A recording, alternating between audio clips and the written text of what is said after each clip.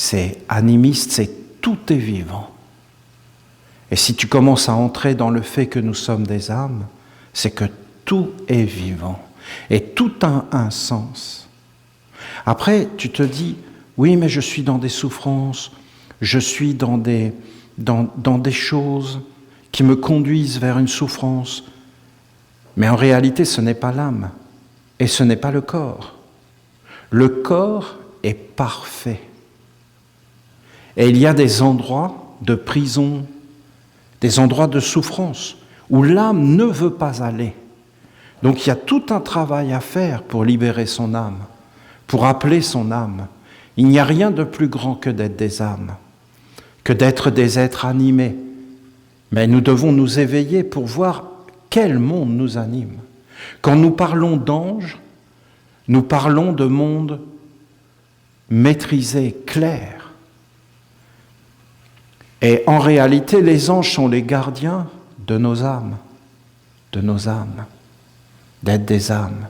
Vous voyez, nous étions dans le silence et je sentais les cadeaux. Nous pouvons nous aimer dans le silence et nous donner plein de choses dans le cachet. Nous pouvons nous emplir les uns les autres de lumière. Mais il ne faut pas le nier qu'il y a un monde qui est là et qui veut comme nous attraper et nous conduire là où on ne veut pas aller. Et après, quand tu es dans ce monde inférieur, comme un monde qui va t'emprisonner, qui connaît des lois, des secrets, et qui va te prendre, et là, tu ne peux plus sortir de ce monde-là. Mon ami, tu n'es plus avec ton corps, car ton corps est une divinité. Et tu n'es plus avec ton âme. Et ton âme devient une âme qui souffre. Même ça va très loin, parce que des fois, l'âme ne veut plus vivre avec l'homme. Et l'homme devient un sans-âme. Et à partir de ce moment-là, il est animé uniquement par des choses mécaniques à l'extérieur de lui. Vous avez dans le collier de notre Père Gabriel l'ange de l'individualité. Vous vous rendez compte ?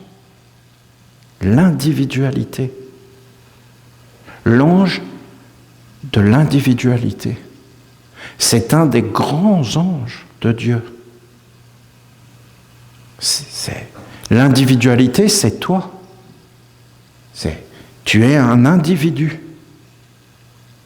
Tu es un être unique. Tu es un rayon, une splendeur, une merveille.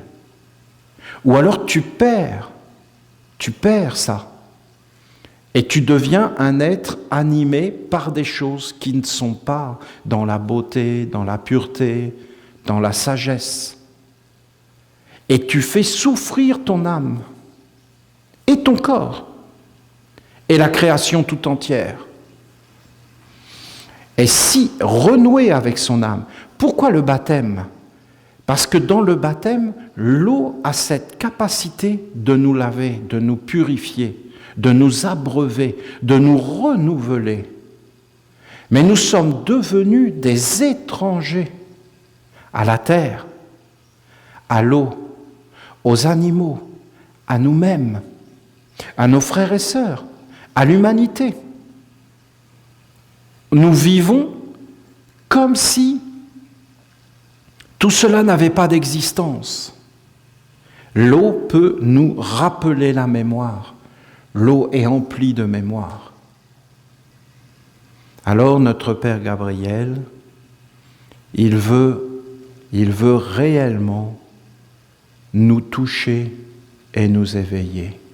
Et il a été honoré du travail que vous avez fait ici au Québec, car, et bien sûr, le Québec, c'est réellement la terre de Gabriel. Regardez l'érable, qui est l'égrégore lumineux du peuple du Québec. Et cet érable, avec son sucre, avec sa douceur, comment il fait, c'est toute une écriture magique des dieux.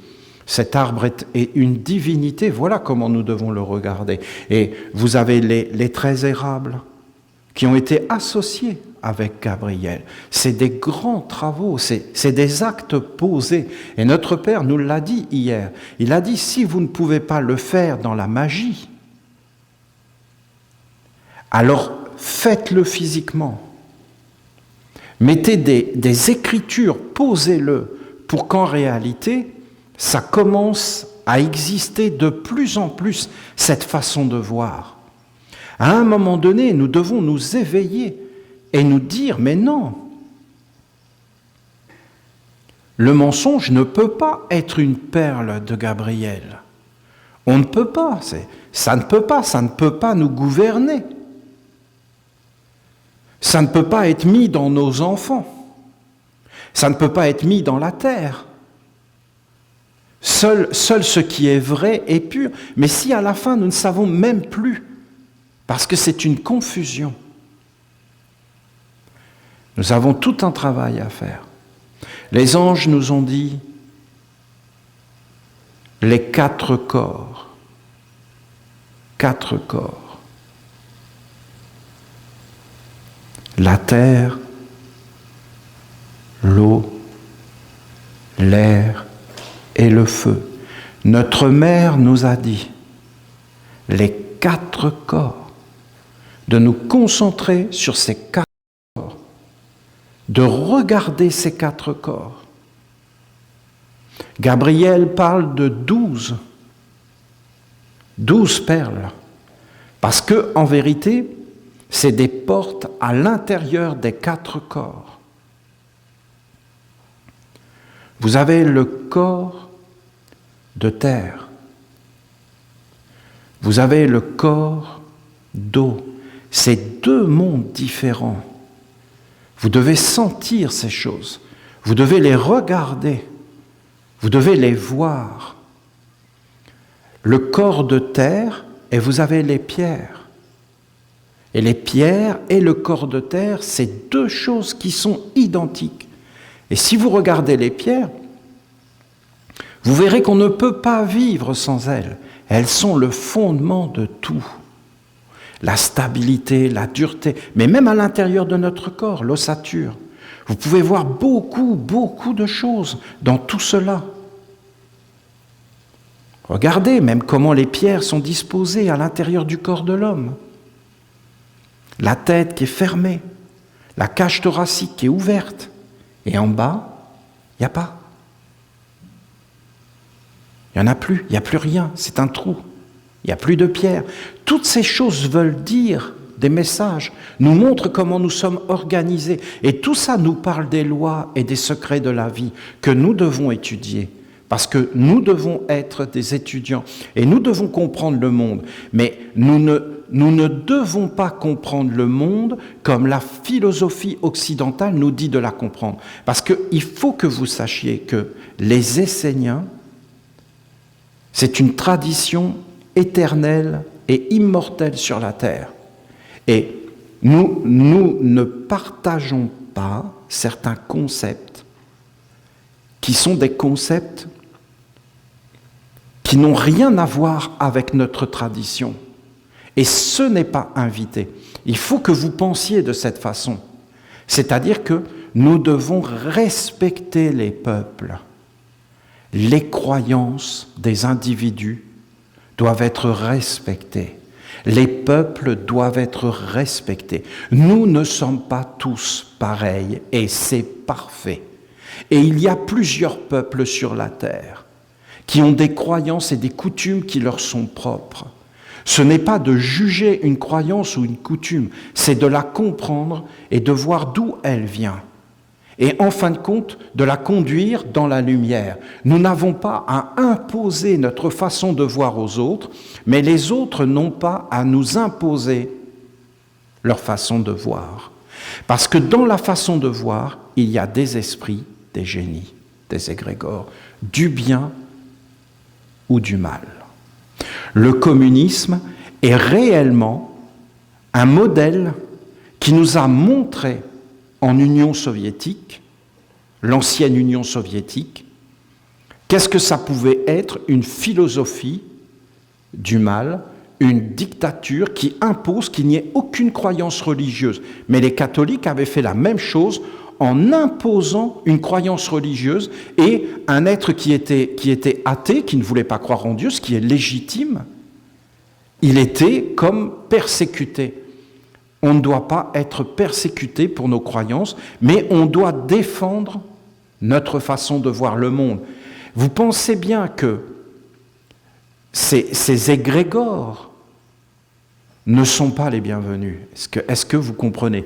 Et que quand je vous parle de regarder la terre, l'eau, l'air et le feu, je vous parle de partir à la découverte de ce qu'ont fait nos ancêtres et de pas du tout amener ce que ce monde moderne pense de ces éléments, mais d'essayer d'entrer dans la découverte comment un Essénien voit ces éléments et en réalité de nous faire notre propre perception du monde, de comment nous pouvons voir ces éléments.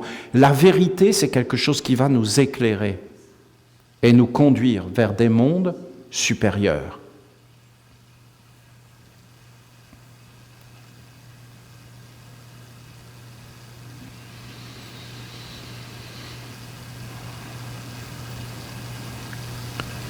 Le corps de terre, tout seul,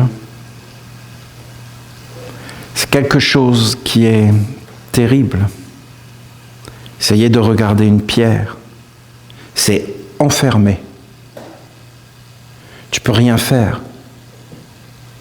Il y a des hommes qui sont dans cet état-là. Dans cet état, tu vis tout le temps le moment présent. Beaucoup d'êtres vont vous dire, tu sais, moi, je vis le moment présent. En réalité, ils sont en enfer. Je vis le jour. Ils sont en enfer. C'est l'enfer. Si vous allez plus loin, vous avez des êtres, ils sont en train de marcher, ils s'arrêtent, ils ne savent plus pourquoi ils marchent. Ils se disent, zut, qu'est-ce que je fais là? Et puis après, ils vivent sans arrêt dans un monde du moment présent. Et en fin de compte, ils font quelque chose, et après, ils ne savent plus pourquoi ils le font, ils font autre chose. Ce que je veux vous expliquer, c'est que les pierres, ce n'est pas que des pierres. C'est aussi une façon de vivre sur la terre. Je ne suis pas en train de vous dire que les pierres sont négatives. Mais je vous dis que si l'homme vit dans cette façon de faire, c'est-à-dire le moment présent, eh bien en réalité, il va être comme enfermé. Après, si tu vas vers l'eau, qu'est-ce que tu fais? Ben, tu t'approches par exemple d'une rivière et tu regardes la rivière couler. Bien regarde, la rivière, elle coule. Il faut que tu t'imprègnes de tout ça et que tu regardes. Et qu'est-ce que tu vois, la rivière qui coule? Elle est en mouvement. Et si tu restes devant la rivière, qu'est-ce qui va se passer? Eh bien, tu vas te mettre à rêver. Parce que cette rivière, elle te fait rêver. Et elle va t'emmener dans toute une histoire. Et là, tu vas partir dans un monde de rêve et tu vas te faire toute une histoire, tout un film. Parce que si tu regardes l'eau qui scintille avec des lumières, qu'est-ce que c'est beau. Regardez dehors comment l'eau rend la vie belle. Tout est blanc, ça scintille, ça brille. Tu peux voir des petits trous dans la glace et puis c'est bleu. C'est d'une beauté incroyable. Toutes les couleurs, tout ce que tu peux voir, c'est l'eau qui fait ça. L'eau, elle va t'emmener dans des rêves, dans des mondes. Et puis l'eau, elle va toujours te montrer qu'il y a un commencement, un chemin et un aboutissement. Tu ne seras jamais dans l'instant présent. Tu seras toujours dans une mémoire. Tu vois, l'instant présent, c'est que tu vois une personne et tu dis, mais t'es qui, toi? Et si tu es dans l'eau, eh bien tu dis, ah, mais je te connais, il y a toute une histoire. Alors, ça peut être négatif. Ça peut t'emmener vers des choses profondément nuisibles. Alors tu dis, cette personne-là, mais je ne peux pas la voir. Parce que dans le fond, tu as plein d'histoires avec elle qui se sont inscrits dans l'eau. Parce que l'eau, c'est pas neutre. Tout s'inscrit. Et là, en réalité, c'est plus un rêve joyeux, c'est un cauchemar. Et tu vis un cauchemar. C'est tout à fait possible. Alors là, tu te dis, je vais vivre l'instant présent. Et tu sors de ce cauchemar et tu essaies de devenir juste une pierre au bord de l'eau. Il n'y a plus de tradition, il n'y a plus rien. Tu veux entendre parler de rien parce que dans le fond, tu es malheureux. Parce que l'eau est sale. empli. Alors tu te dis peut-être la mort va me délivrer. Mais non, parce que la mort, qu'est-ce que c'est? C'est juste de perdre le corps physique. Mais l'eau, tu ne peux pas la perdre. Et alors la mort, c'est quelque chose, parce que quand tu rentres dans l'eau, tu t'aperçois, je te dis qu'il y a un commencement et un aboutissement. Et que la vie, c'est un fleuve. Et que toi, tu es dans un fleuve de mémoire, un fleuve de perception. L'eau, c'est vivant. Hein, c'est des couleurs, c'est des odeurs, c'est tous les sens. Tout s'imprime. C'est comme un rêve, c'est beaucoup plus intense. Alors tu te dis, je me lève le matin et je vais vers le soir. Et tu te dis donc, il y a une progression vers l'avant. Mais en réalité, non, c'est pas comme ça que ça se passe. Parce que quand tu t'endors, tu reviens au point de départ. Que le monde extérieur vous dise que le temps, on va de l'avant. Ils ont le droit de le dire. C'est une croyance. Ils ont la foi qui vont de l'avant. Nous, les Esséniens, nous disons, du lever au coucher, nous allons de l'avant. Mais dès que nous nous couchons, nous retournons en arrière et nous revenons au point où nous en étions. Voilà ce que disent les Esséniens, d'après leurs expériences scientifiques.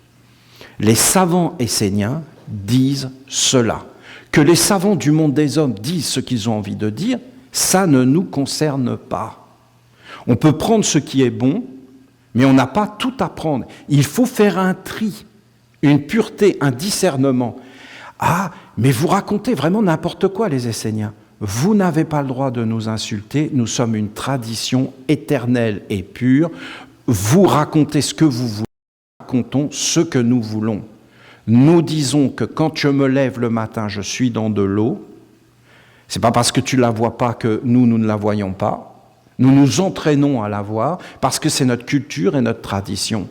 Et en réalité, nous faisons des expériences dans cette eau et quand nous nous endormons, nous revenons en arrière et nous revivons toutes les expériences que nous avons faites dans la journée et en réalité, nous revenons au point de départ. Ce qui fait que les hommes, tant qu'ils n'ont pas entré dans ces mondes consciemment, parce que la philosophie d'aujourd'hui nous a déracinés.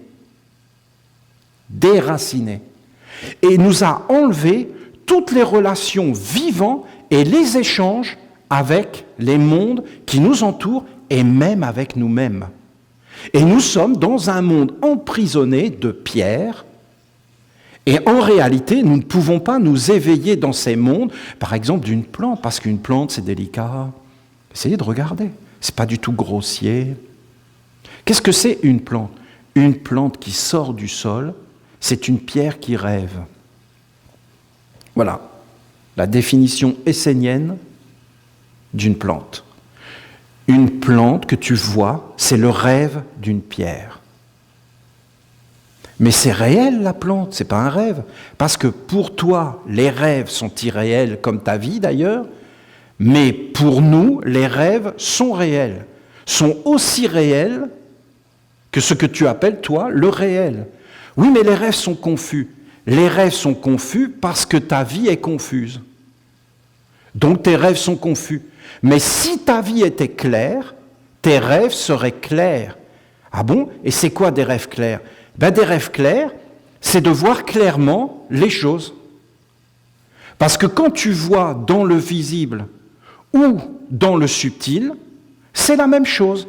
Et ce que tu as devant toi n'est qu'un rêve matérialisé, mais quand tu rêves, tu es de la même façon dans un monde réalisé et matérialisé. Vous savez comment je sais que je rêve? Je regarde mes mains, et si j'ai 6 doigts à une main, je dis donc là, je ne suis pas dans le monde. Voilà, ben, essayez, vous allez voir. Ou alors tu sautes, et si tu restes en l'air, ça veut dire que tu n'es pas dans le monde physique. Et alors, tu es vivant ou tu es mort? Ben, tu as un corps, tu sautes, tu réfléchis, tu penses, tu touches, tu sens, tu goûtes. Et tu vis des expériences aussi réelles que quand tu es dans le corps. Ah oui, mais on ne rêve plus. On ne rêve plus parce qu'en réalité, on ne vit plus. Et qu'on n'a plus de relations. Et qu'en fin de compte, notre mode d'existence est mauvais. Mais ça ne veut pas dire qu'on ne rêve pas. C'est impossible de ne pas rêver. Donc on rêve en réalité. Donc, je vous dis que si tu vois une plante, par exemple, vous voyez tous ces magnifiques arbres, en réalité, vous êtes dans le rêve des pierres. C'est un rêve très organisé, très structuré. Les pierres rêvent, quand elles sont une plante, essayez d'imaginer. Elles sortent d'elles-mêmes, elles commencent à devenir délicates, emplies de couleurs, de parfums, de beauté. Et en fin de compte, elles font apparaître, elles se libèrent de leurs conditions et elles montrent en réalité qui elles sont.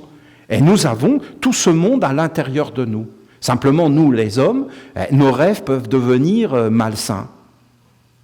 Malsains. Et comme être emplis de choses qui vont nous emmener vers le bas.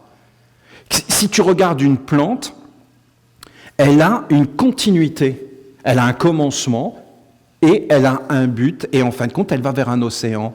Parce que quand elle offre son parfum, même sa fleur, même son être, même la fécondation, les graines, elle est capable de sortir d'elle et de se reproduire. Regardez toutes ces choses. C'est comme des images qui sont mises devant nous pour nous dire c'est quoi notre vie. Parce que tout ça nous parle de nous, de l'individualisation, d'arriver à comprendre qui nous sommes en réalité. Si vous faites la différence, si tu prends une pierre, que tu la touches, que tu la prends comme ça dans tes mains, que tu la lâches, tu vas voir, elle tombe. C'est une loi de pesanteur, c'est lourd, c'est une attraction. Si tu regardes la plante, elle s'enracine, mais en réalité, elle est beaucoup plus légère. Elle s'affranchit de la lourdeur et de la grossièreté. Et elle s'élève dans une subtilité. Et après, si tu regardes l'animal, quelle est la différence? C'est que lui, il s'affranchit de l'enracinement et il se libère totalement de l'attraction terrestre jusqu'à arriver à regarder un oiseau qui prend l'air comme appui. Et si tu regardes un oiseau voler, il se pose sur l'air. Comme nous nous posons sur la terre, lui, il s'est affranchi en réalité de la pesanteur et il est comme un être qui est capable de voler dans un monde. Mais est-ce qu'il a besoin des pierres? Ah oui, sans les pierres, il est perdu. La plus haute manifestation de Dieu, c'est les pierres. C'est la plus haute manifestation de Dieu. Et après, vous avez l'homme qui, lui, bien sûr, est comme une perfection, une divinité, la manifestation de Dieu sur la terre.